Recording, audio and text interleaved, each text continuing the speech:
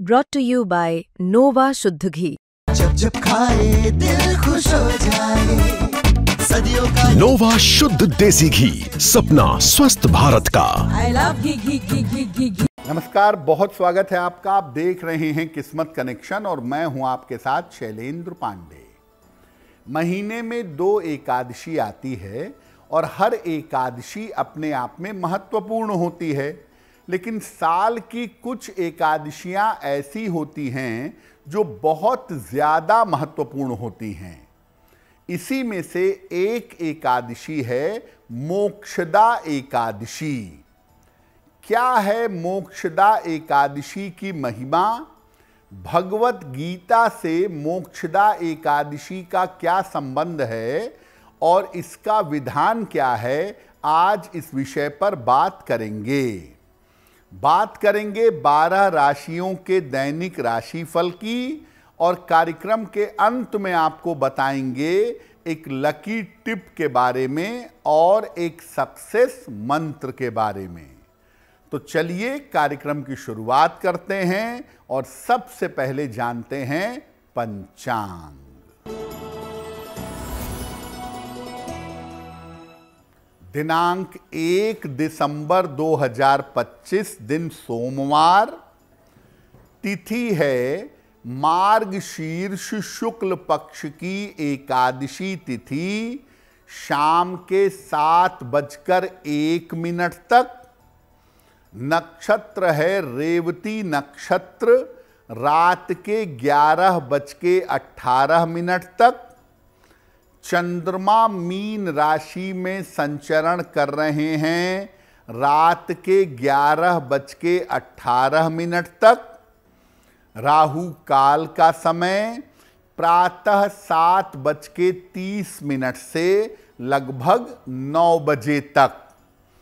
पूर्व दिशा की तरफ यात्रा करने की मनाही है, लेकिन अगर यात्रा करना ज़रूरी है, मजबूरी है, तो जरा सी मिश्री खाकर और भगवान का स्मरण करके यात्रा करेंगे तो मुश्किल से बचे रहेंगे।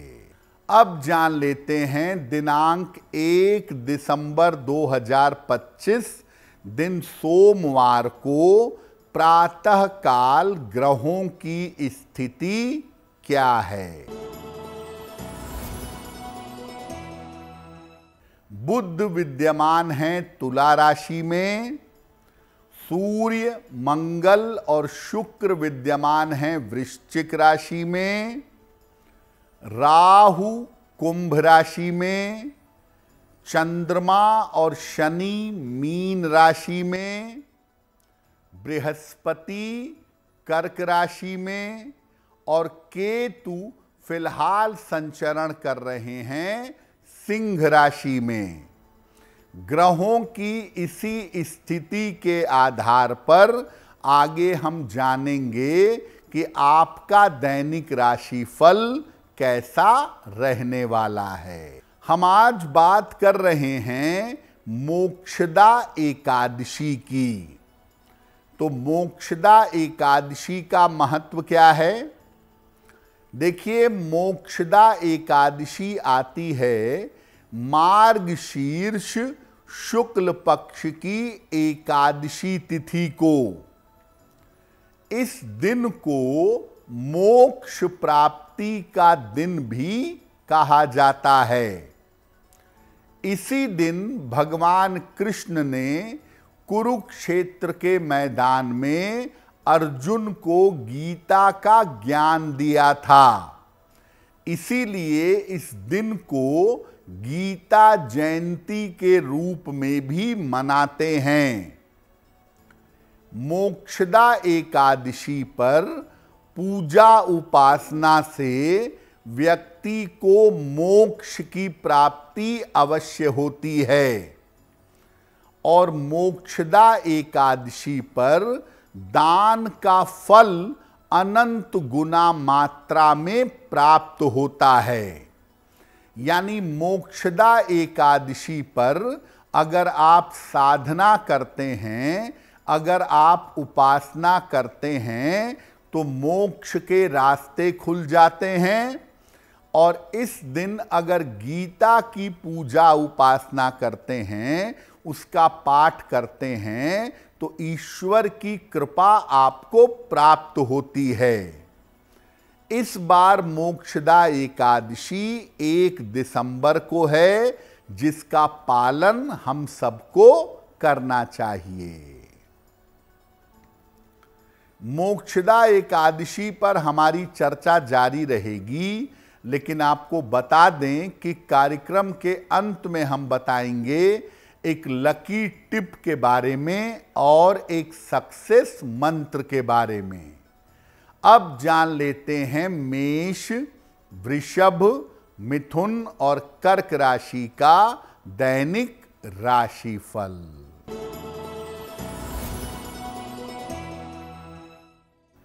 मेष राशि, स्वास्थ्य पर ध्यान बनाए रखें, वाद विवाद से बचाव करें, धन के लेन देन में सावधानी रखें।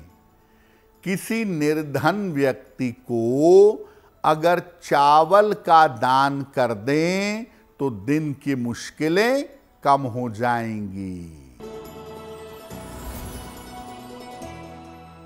वृषभ राशि, स्वास्थ्य अच्छा बना रहेगा, धन लाभ के योग बन रहे हैं, नए काम में सफलता मिलेगी।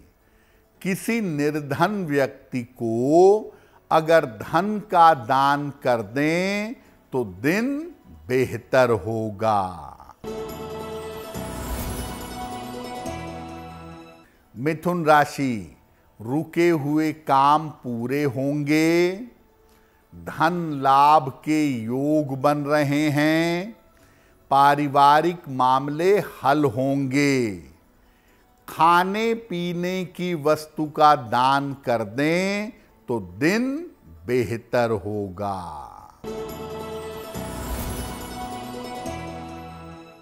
कर्क राशि, मानसिक तनाव कम होगा, रुके हुए काम पूरे होंगे, यात्रा में सावधानी बनाए रखें।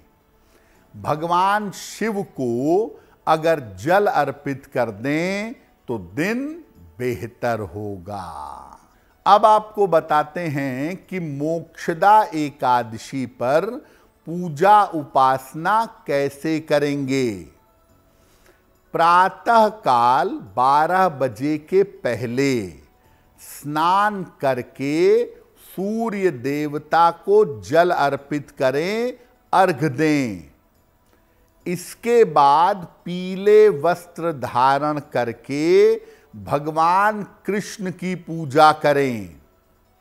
भगवान कृष्ण को पीले फूल, पंचामृत और तुलसी दल अर्पित करें और इसके बाद भगवान कृष्ण के मंत्रों का जप करें।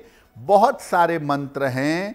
ओम क्लीं कृष्णाय नमः, ओम नमो भगवते वासुदेवाय, कृष्णाय वासुदेवाय हरिये परमात्मने, प्रणतः क्लेशनाशाय गोविंदाय नमो नमः। बहुत सारे भगवान कृष्ण के मंत्र हैं। किसी भी मंत्र का जप करें या भगवत गीता के किसी एक अध्याय का पाठ करें। किसी निर्धन व्यक्ति को अन्न का या वस्त्रों का दान करें। वैसे तो देखिए, एकादशी पर निर्जल उपवास रखना उत्तम होता है, लेकिन आवश्यकता होने पर लिक्विड लेकर के, जलीय आहार लेकर के और फल खा के उपवास रखा जा सकता है। मोक्षदा एकादशी गीता जयंती भी है, तो आगे गीता जयंती पर चर्चा करेंगे, लेकिन आपको बता दें कि कार्यक्रम के अंत में हम बताएंगे एक लकी टिप के बारे में और एक सक्सेस मंत्र के बारे में। अब जान लेते हैं सिंह, कन्या, तुला और वृश्चिक राशि का दैनिक राशिफल।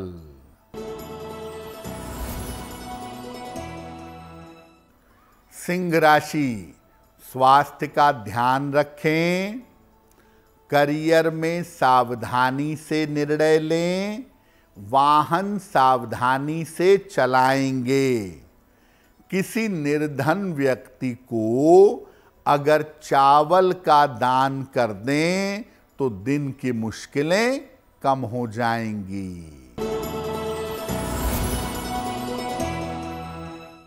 कन्या राशि, कारोबार की स्थिति ठीक रहेगी, करियर में लाभ होगा, पारिवारिक चिंताएं दूर होंगी। खाने पीने की वस्तु का दान कर दें तो दिन बेहतर होगा।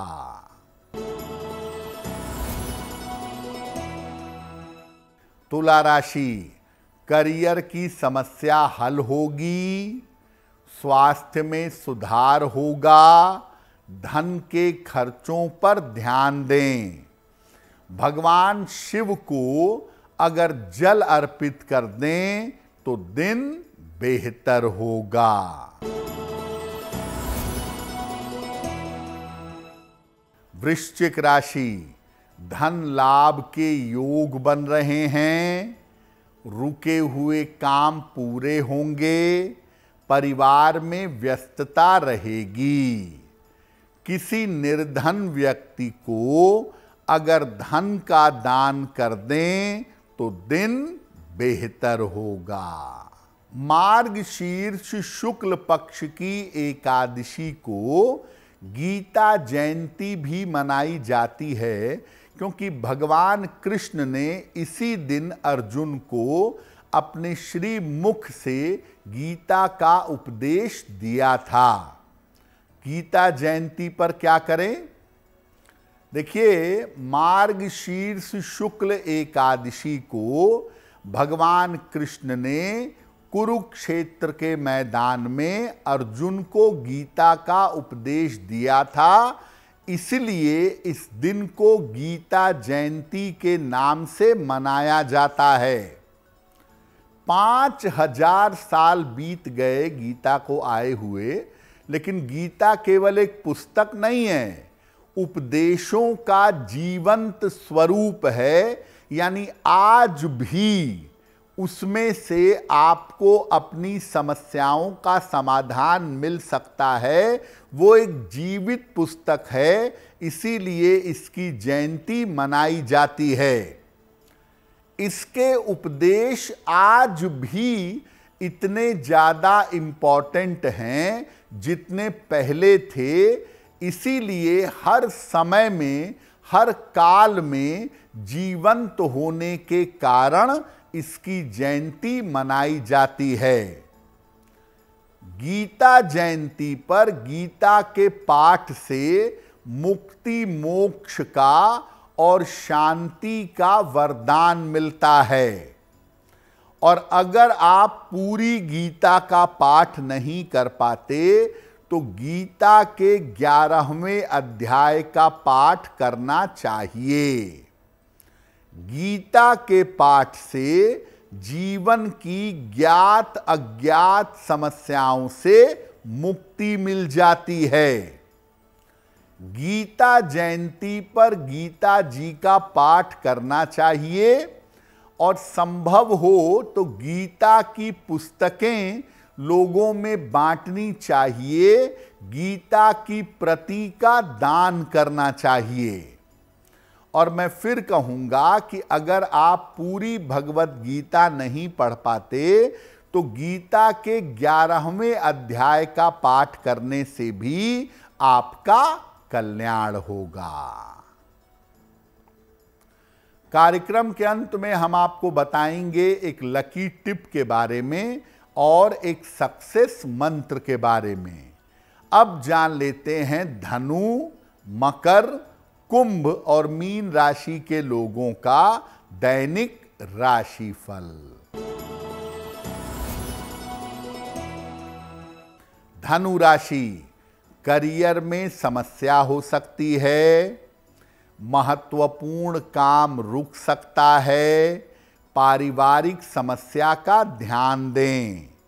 किसी निर्धन व्यक्ति को अगर चावल का दान कर दें तो दिन की मुश्किलें कम हो जाएंगी।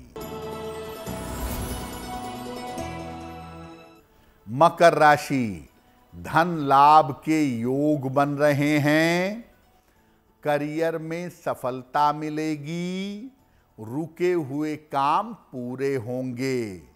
भगवान शिव को अगर जल अर्पित कर दें तो दिन बेहतर होगा।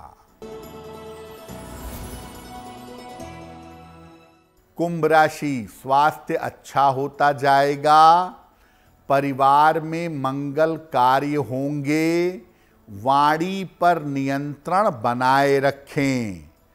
खाने पीने की वस्तु का दान कर दें तो दिन बेहतर होगा।